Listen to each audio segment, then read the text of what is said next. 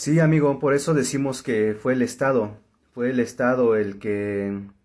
asesinó a nuestras lenguas indígenas, fue el Estado el que creó el autodesprecio, la negación de la lengua indígena, de la cultura indígena, del ser indígena. Fue el Estado el que nos enseñó a avergonzarnos de nuestro ser, de nuestra lengua. Entonces, sí, Vasconcelos logró lo que los españoles no lograron en 300 años de colonización, precisamente porque en la colonia había cierto respeto, digamos, a la lengua, a las lenguas indígenas, tenían una posición más preferencial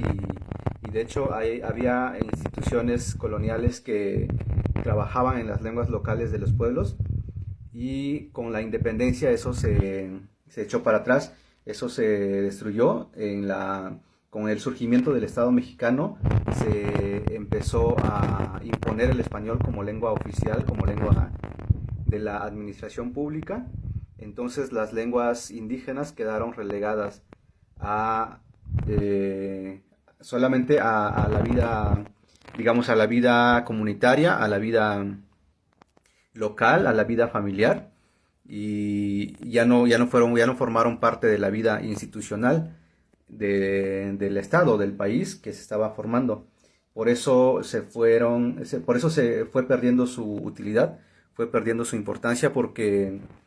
si en el pasado, digamos en la colonia, podías hacer trámites oficiales en tu lengua, podías hacer tu acta de nacimiento en zapoteco, en mi caso,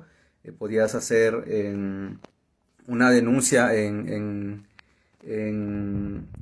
zapoteco, en tu lengua indígena, podías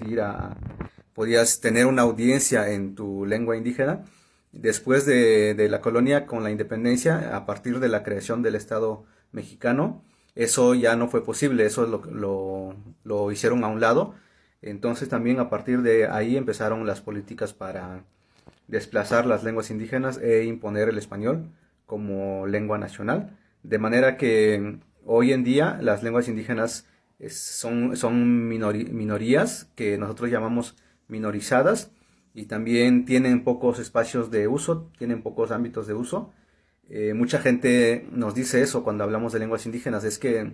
¿para qué aprender una lengua indígena si no sirve de nada? Y nosotros lo que decimos es que las lenguas indígenas no es que no sirvan por sí mismas para nada, sino que hicieron que perdieran utilidad. Hubo todo un acontecimiento político histórico que nos llevó a